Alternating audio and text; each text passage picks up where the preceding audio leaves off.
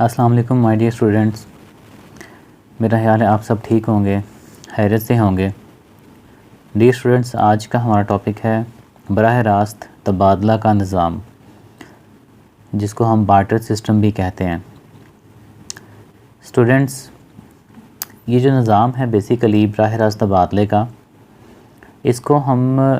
बड़े आसान अल्फाज में इस तरह कह सकते हैं कि जब भी एक शख्स किसी दूसरे शख्स के साथ लेन देन करता है और वो लेन देन करते हुए जब रुपया पैसा इस्तेमाल ना करे और वो जो लेन देन है वो चीज़ों के साथ करे, आपस में चीज़ों का तबादला चीज़ों के साथ अगर किया जाए तो उस तबादले को हम बराह रास्त तबादले कहते हैं। ठीक है, मिसाल के तौर पर एक शख्स है, ठीक है, उसको हम ए कह लेते हैं और एक शख्स है उसको बी कह लेते हैं। ठीक है, अब एक जो शख्स जिसका नाम मैंने ए रखा है उसको अगर एक चीज़ चाहिए जिसका नाम है चावल, और दूसरी साइड पे जो बी शख्स है उसको अगर गंदम चाहिए, ठीक है, तो ए और बी वो जो दोनों शख्स हैं वो आपस में एक्सचेंज करेंगे अगर चावल और गंदम का,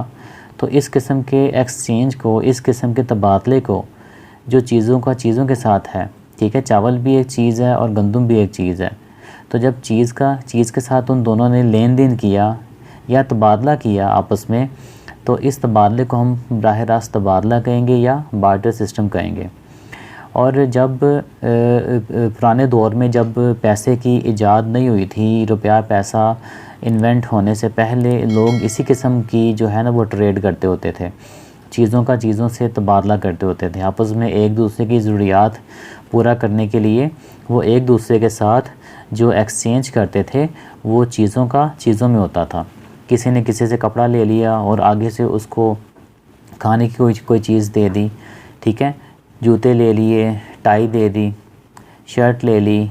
ठीक है, उसके बदले अगले बंदे को चावल दे दिए, किसी से अगर कोई बकरी ले ली तो उसके बदले उसको गाय दे दी। तो इस किस्म का ये जो एक्सचेंज होता था इसको हम कहते हैं बराह रास्त तबादले का निज़ाम या बार्टर सिस्टम। ठीक है, और इकनॉमिक्स में इस सिस्टम की जो मुख्तलिफ़ डेफिनेशंस कुछ लोगों ने दी हुई हैं, आपकी बुक पे जो है वो 1-2 डेफिनेशंस हैं, आप जो चाहें दोनों में से कर सकते हैं। ठीक है स्टूडेंट्स, और ये दो जो है ना डेफिनेशंस हैं आपके पास, प्रोफेसर स्टैनले की डेफिनेशन है एक, जिसमें कह रहा है कि बराह रास्त तबादला का निज़ाम ऐसी मईशत को ज़ाहिर करता है जिसमें कोई शय कबूलियत आमा की हैसियत ना रखती हो और अशिया का अशिया से तबादला किया जाता हो। ठीक है, चीज़ों का चीज़ों में जब एक्सचेंज किया जाता हो तो उस सिस्टम को बार्टर सिस्टम कहा जाता था। तो स्टूडेंट्स, प्रोफेसर स्टैनले की डेफिनेशन के बाद एक छोटी सी डेफिनेशन और दी हुई है, सादा अल्फाज में वो कह रहे हैं कि बराह रास्त तबादले के तहत अशिया का तबादला बराह रास्त अशिया के साथ किया जाता है और ज़र को इस्तेमाल नहीं किया जाता। ज़र का मतलब है रुपया पैसा, ठीक है, मनी, जो आजकल हम यूज़ करते हैं। तो